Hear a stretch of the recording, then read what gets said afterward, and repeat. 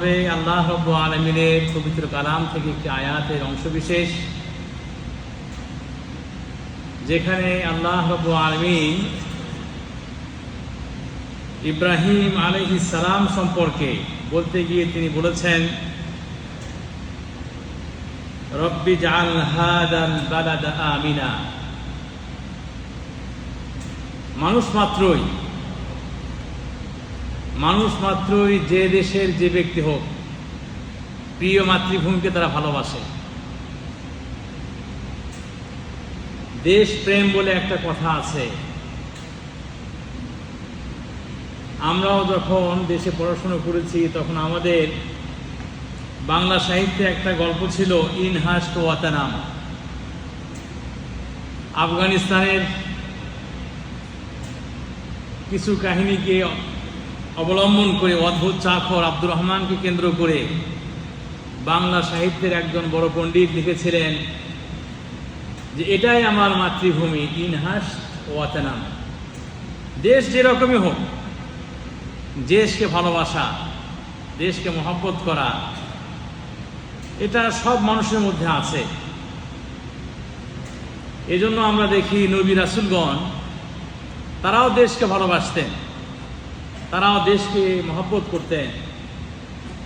ইব্রাহিম আলাইহিস সালাম সে কোথায় থেকে কোথায়, মিশর থেকে ফিলিস্তিন, ফিলিস্তিন থেকে ঘুরে ঘুরে মক্কায় এসে বসতি গড়লেন, নিজের দেশ হয়ে গেল। এখন সেই দেশের জন্য ইব্রাহিম আলাইহিস সালাম আল্লাহর নিকটে দোয়া করেন। তিনি বলছেন, রব্বি জাআল হাদাল বালাদা আমিনা। হে রব, এই বালাদটাকে, এই শহরটাকে, এই দেশটাকে তুমি নিরাপত্তার শহর বানিয়ে দাও। আল্লাহু আকবার। আমাদের প্রিয় হাবিব মুহাম্মদুর রাসূলুল্লাহ সাল্লাল্লাহু আলাইহি ওয়াসাল্লাম যখন মক্কা ছেড়ে তিনি মদিনায় যাচ্ছিলেন, সে সময় যদিও বর্ণনা সম্পর্কে কিছু কথা আছে, তিনি বলেছিলেন, ওয়াল্লাহি ইন্নাকা লাহাব্বুল বাকা ইলাই ওয়ালাউলা আন্না কওমি আখরাজুনি মিনক মা সাকানতু গায়রাক। আল্লাহর রাসূল বারবার মক্কার দিকে ঘুরে চেয়ে তিনি বলছিলেন যে আমি আল্লাহর কসম করে বলি, মক্কা তুমি আমার নিকটে প্রিয় জায়গা, প্রিয় স্থান। যদি তোমার সম্প্রদায়, মক্কার অধিবাসী, তারা যদি আমাকে জোর করে, জবরদস্তি করে এখান থেকে বের করে না দিত, তাহলে আমি তোমাকে ছেড়ে অন্য কোথাও গিয়ে আমি বসবাস করতাম না। বুখারীতে আসছে, বুখারীর বর্ণনায় আল্লাহ রাসূল সাল্লাল্লাহু আলাইহি সাল্লাম যখন মদিনায় পৌঁছে গেলেন, মদিনায় পৌঁছে যাওয়ার পরেও জানেন নতুন জায়গা হলে যা হয়, মাতৃভূমি ছেড়ে আসলে যা হয়, আল্লাহ রাসূল সাল্লাল্লাহু আলাইহি সাল্লাম তিনি আল্লাহর নিকটে দোয়া করলেন, আল্লাহুম্মা হাব্বিব ইলাইনাল মাদিনা কা হুব্বিনা মক্কা আও আশাদ। বলেন, আল্লাহ, মক্কা আমাদের নিকটে যেমন প্রিয় ছিল, মহব্বতের ছিল, মদিনাকে আমাদের নিকটে এরকম প্রিয় শহর বানিয়ে দাও, অথবা তার চেয়ে বেশি প্রিয় বানিয়ে দাও। আমার সম্মানিত ভাইয়েরা, আপনারা জানেন যে আমরা এখন মক্কার দিকে হয়ে নামাজ পড়ি, তাই না? এটা আমাদের কেবলা। কিন্তু কিছু সময় আল্লাহ রাব্বুল আলামিন মুসলমানদের কেবলা বানিয়ে দিয়েছেন কোথায়? বাইতুল মুকাদ্দাস, তাই না? বাইতুল মুকাদ্দাস। আল্লাহ রাসূল সাল্লাল্লাহু আলাইহি ওয়াসাল্লাম তিনি বারবার চাচ্ছিলেন যে আল্লাহ যেন মক্কাটাকে কেবলা বানিয়ে দেন। এজন্য আল্লাহ রাব্বুল আলামিনের হুকুমের অপেক্ষায় ছিলেন। বারবার আল্লাহ রাসূল সাল্লাল্লাহু আলাইহি ওয়াসাল্লাম আকাশের দিকে তাকান আর আল্লাহ রাব্বুল আলামিনের ওহীর অপেক্ষায় থাকেন। আল্লাহ রাব্বুল আলামিন বলছেন, ক্বাদ নারা তাকাল্লুবা ওয়াজহিকা ফিস সামা ফালানুওয়াল্লিয়ান্নাকা কিবলাতান তারদাহা।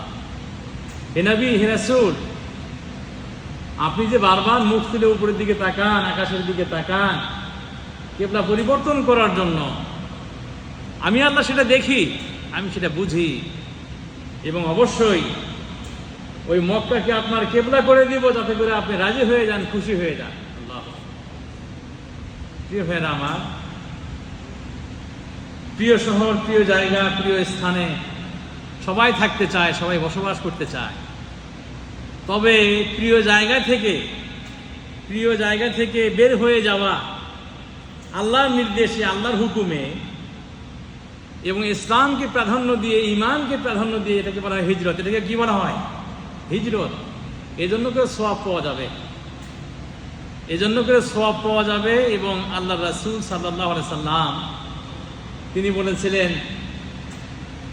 আমর ইবনে আস রাদিয়াল্লাহু তাআলা আনহুকে, যখন আমর ইবনে আস রাদিয়াল্লাহু তাআলা আনহু আল্লাহ রাসূলের নিকটে আসেন এবং তিনি বলেন, লাম্মা ওয়াকাল ইসলামু ফি কলবি, যখন ইসলামের ভালোবাসা আমার অন্তরে এসে গেছে, আমি আল্লাহ রাসূলের নিকটে আসলাম। এসে বললাম, আল্লাহ রাসূল, আমি এখন ইসলাম কবুল করতে চাই,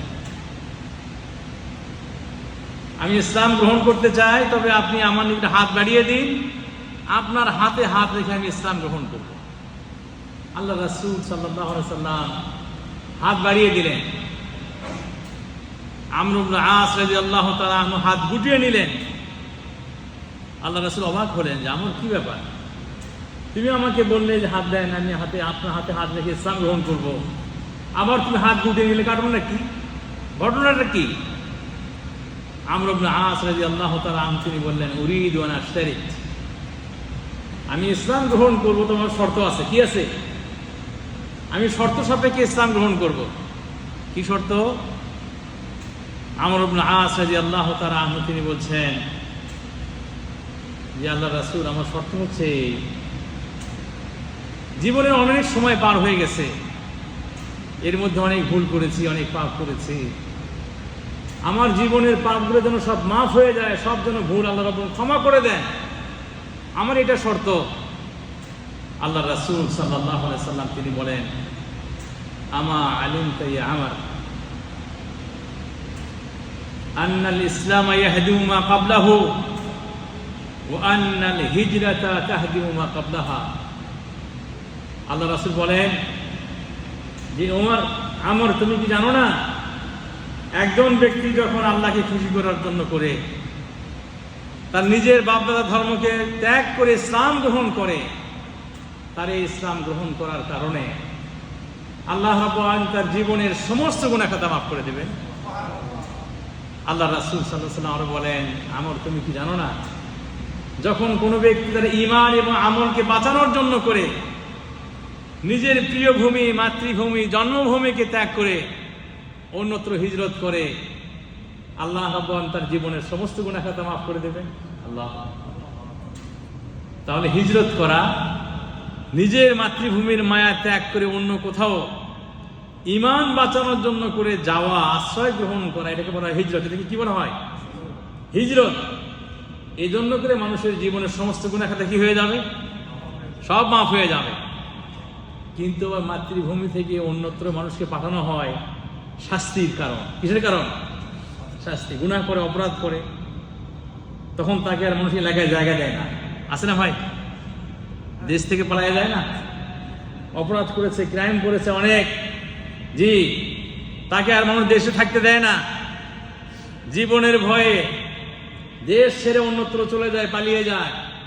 সেটা আবার অন্য হিসাব। সেটা কি? সেটা অন্য হিসাব। সেটা আবার বলা যাবে না যে এটাও হিজরত করার মতো, এটাও হয়ে গেছে। না, এটা হয় নাই, সেটা হয় নাই। বরং স্বৈরাচারের দেশ ত্যাগ করা,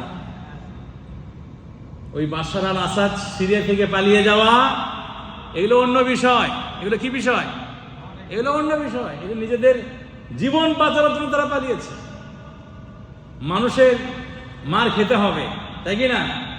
মানুষ প্রতিশোধ গ্রহণ করবে, এইখান থেকে বাঁচার জন্য তারা পালিয়েছে। যে আমার সম্মানিত ভাইরা, ইসলামে এটাও আছে, যারা ক্রাইম করবে, অপরাধ করবে, তাদেরকে নিজের প্রিয় ভূমিকে থাকতে দেওয়া যাবে না। যদি কোনো ছেলে মেয়ে জিনা করে, অবিবাহিত, তাই কি না, 100টা করে কি বেত্রাঘাত, এরপরে নিজের স্থান থেকে তাকে অন্যত্র দেশ থেকে দেশান্তর করা হবে, তাই কি না? নিজের শহর থেকে নিজের এলাকা থেকে তাকে কি করা হবে, অন্য খানে বের করে দেওয়া হবে। তার বোঝা গেল নিজের প্রিয় ভূমি জায়গা থেকে বের করে দেওয়া এটা এক ধরনের শাস্তি, একটা অপরাধযোগ্য শাস্তি, তাই কি না? যদি এটা একটা শাস্তি। প্রিয় ভাইয়েরা আমার, আমরা বলছিলাম নবী রাসূলগণ, দুনিয়ার ভালো মানুষগণ, তারা নিজের মাতৃভূমিকে ভালোবাসতেন, ভালোবেসেছেন। আমরাও ভালো মুসলিম হিসেবে, প্রকৃত মুসলিম হিসেবে আমাদের উচিত দেশকে ভালোবাসা। আল্লাহ রাসূল সাল্লাল্লাহু আলাইহি সাল্লাম মদিনায় ফিরে গিয়ে মদিনার জন্য দোয়া করেছেন, মদিনার উন্নয়ন চেয়েছেন, মদিনায় যাতে করে বারাকা আসে, আল্লাহর পক্ষ থেকে যাতে করে সেখানে বারাকা নাজিল হয়, আল্লাহ রাসূল দোয়া করেছেন। যেমন ইব্রাহিম আলাইহিস সালাম মক্কায় এসে মক্কার জন্য করে আল্লাহর নিকটে কি করেছেন, দোয়া করেছেন। কাজী প্রতিটি মুসলিম ব্যক্তির এটা উচিত, প্রতিটি বিবেক সম্পন্ন ব্যক্তির এটা উচিত নিজের দেশের জন্য, নিজের এলাকার জন্য করে, সেই এলাকার উন্নয়নের জন্য করে তিনি কাজ করবেন, নিজের দেশের জন্য করে তিনি আল্লাহর নিকটে দোয়া করবেন, ফরিয়াদ করবেন। যে আমার সম্মানিত ভাইরা, আসলে তো এমনটাই হওয়া উচিত। মানুষ যেখানে বড় হয়, এটা আল্লাহ রাব্বুল আলামিন আপনার জন্য চয়েস করেছেন। আল্লাহ রাব্বুল আলামিন আপনার জন্য ইখতিয়ার করেছেন যে আপনার জন্মটা ওই জায়গাতে হবে। তা আপনার যে জন্মস্থান, যেখানে আপনি জন্মগ্রহণ করলেন, যেখানে আপনি বড় হলেন, যেখানে আলো বাতাসে আপনি লালিত পালিত হলেন, কাজে সেই জায়গার প্রতি একটা আলাদা মায়া মহব্বত এটা মানুষের থাকে, তাই কি না? এই মায়া মহব্বত থাকতে হয়।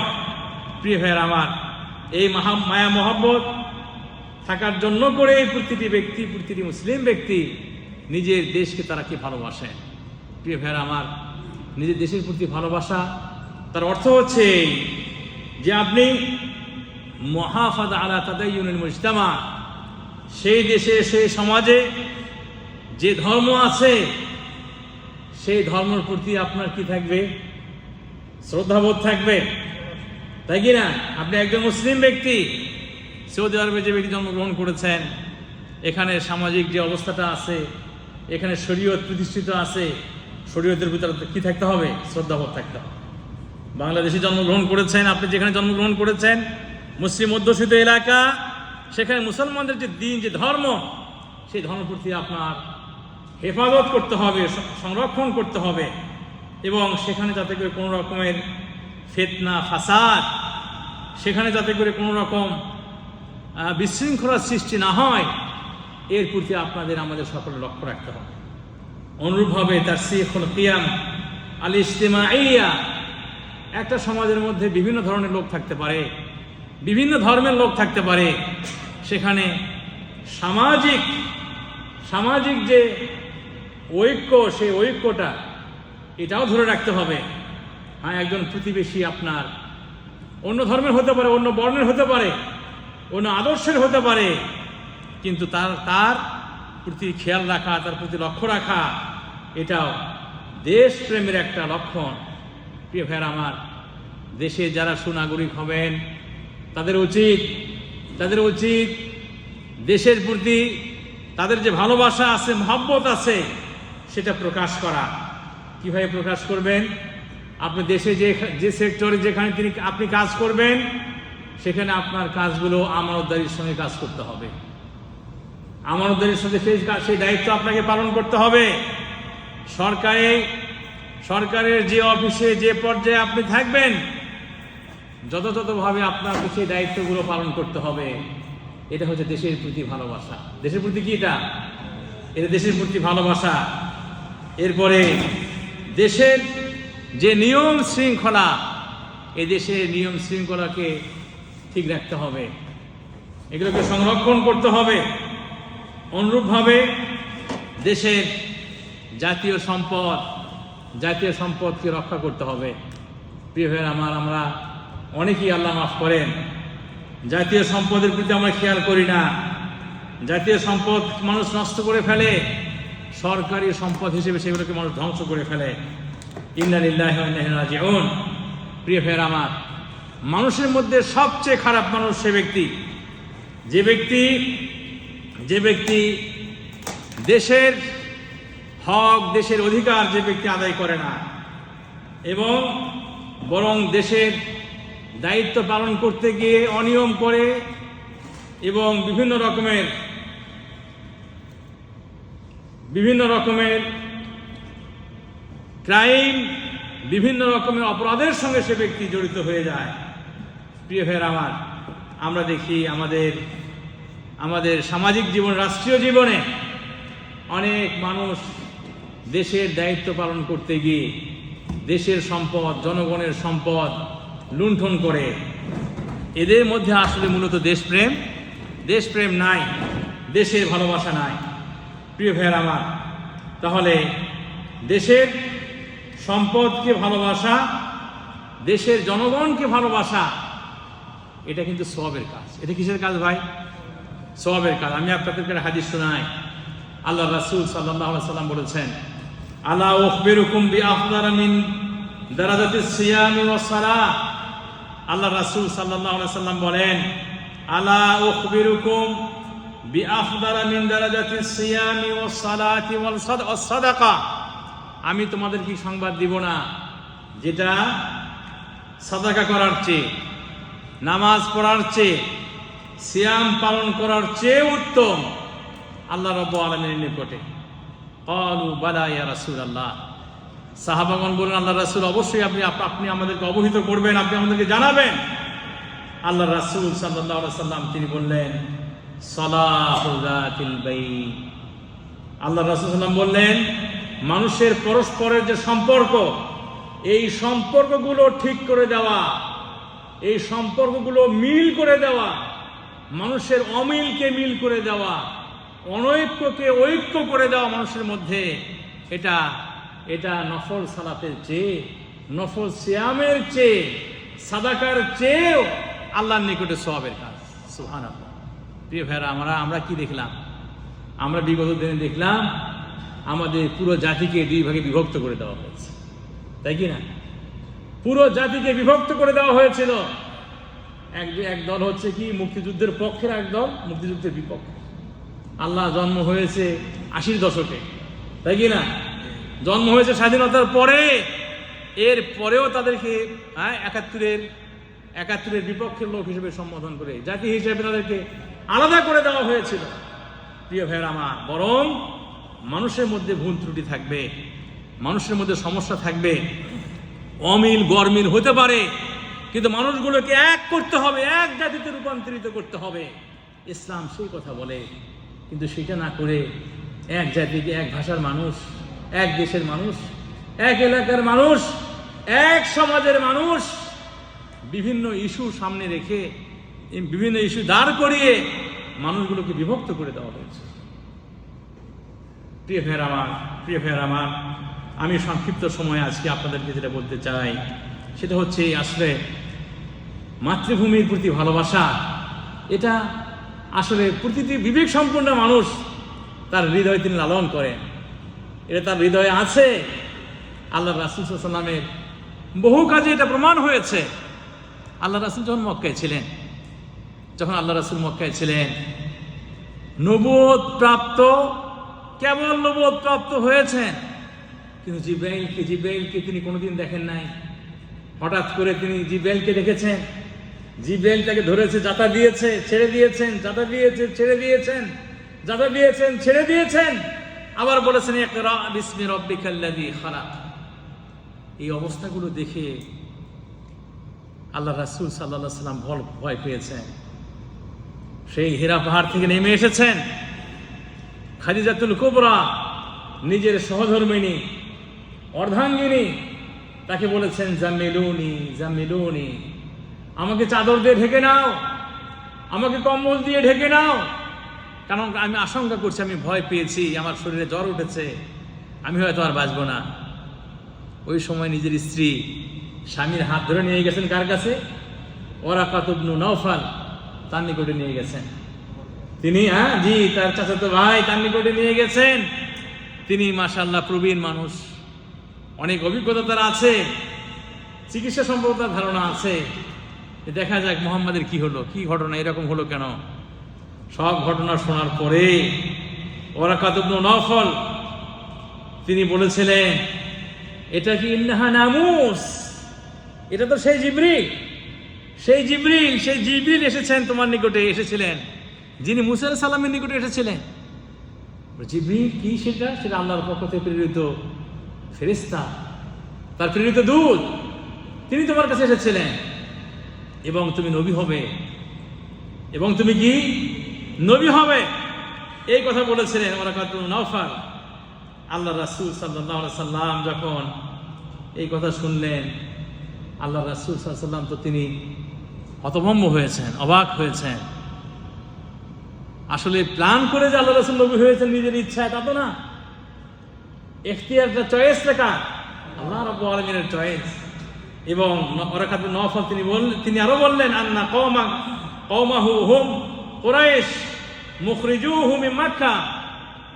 ওয়ারাকাতুন নওফাল তাকে অনেক কথা বলেছিলেন, তার মধ্যে এটাও বলেছিলেন যে তোমার যে কওম, এই কুরাইশ জাতি তোমাকে মুখরিজুহু মিন মক্কা, তোমাকে মক্কা থেকে বের করে দেবে। আল্লাহ রাসূল সাল্লাল্লাহু আলাইহি ওয়াসাল্লাম অবাক হলেন, হতবাক হলেন। মক্কার জনগণকে আমি এত ভালোবাসি, মক্কাকে এত ভালোবাসি, মক্কার মানুষ আমাকে আলামিন হিসেবে বলে, তারা আমাকে বের করে দিবে। আওয়া মুখরিজিয়াহুম, আল্লাহ রাসূল বলেন যে তারা কি আসলে আমাকে বের করে দিবে?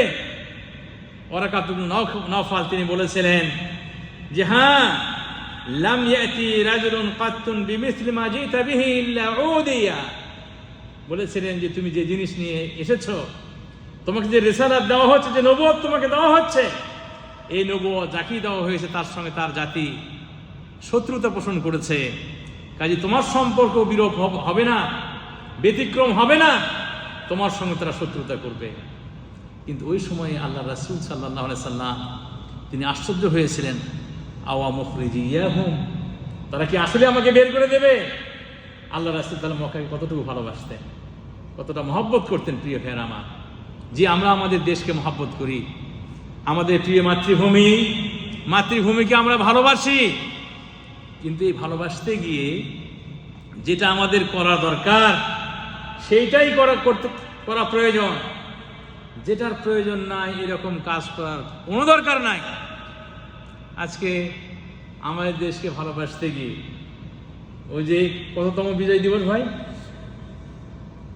হ্যাঁ, 43তম নাকি 53তম বিজয় দিবস পালন করলো আমাদের দেশে।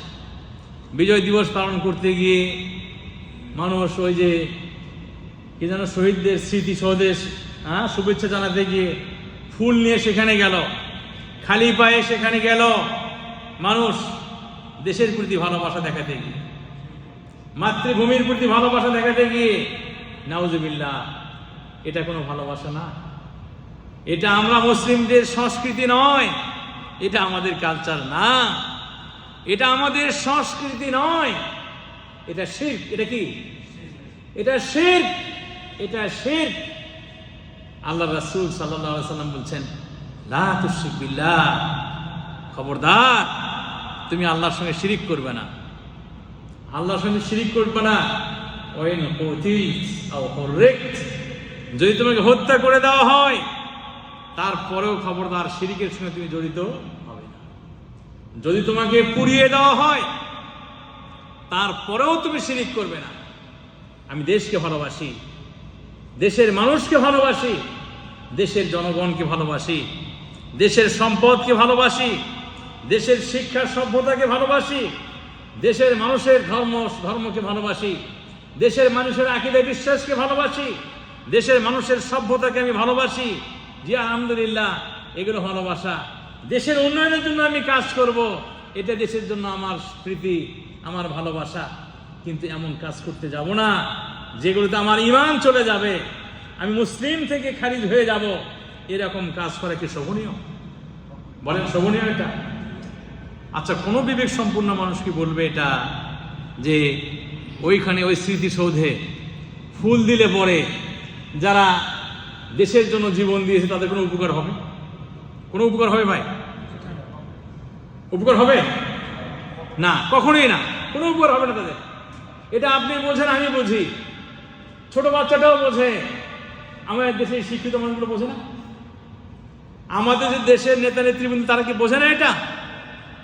এটা হিন্দুয়ানা কালচার, বিধর্মীদের কালচার এটা। আল্লাহু আকবার। আল্লাহ রাসূল কি বলেন নাই, একটা মাসি অন্যায় ভাবে আল্লাহ ছাড়া অন্যের দরবারে দেওয়ার কারণে সে জাহান্নামে চলে যাবে? আল্লাহ রাসূল এটা বলেন নাই? আল্লাহ রাসূলের এটা হাদিস। একটা মাসি, সামান্য একটা মাসি মেরে যদি কোনো ব্যক্তি যেখানে শিরক হয় সেখানে যদি দেয়, সে কারণে সে ব্যক্তি জাহান্নামে যাবে। নাউযুবিল্লাহ। ফখরুল ইসলাম আলমগীর আমি দেখি নাই, খালি শিরোনামে দেখলাম, ওখানে ফুল দিতে গিয়ে তিনি পড়ে গেছেন, মাটিতে পড়ে গেছেন। ইন্না লিল্লাহি ওয়া ইন্না ইলাইহি রাজিউন। সেখানে যদি তার জীবন যেত, শিরকের উপর তার জীবন যেত। কার উপরে জীবন যেত? শিরকের উপর তার জীবন যেত। শিরক অবস্থা তার জীবন যেত। যে মানুষের জীবন ওখানে যাবে, কোনো মাজারে, কোনো স্মৃতিসৌধে ফুল দিতে গিয়ে যদি কারো জীবন যায়, শিরকের অবস্থা তার জীবন যাবে। ইন্না লিল্লাহি ওয়া ইন্না ইলাইহি রাজিউন। এটা সুখের ঘটনা নয়, এটা আনন্দের বিষয় নয়, এটা দুঃখের, এটা আফসোসের।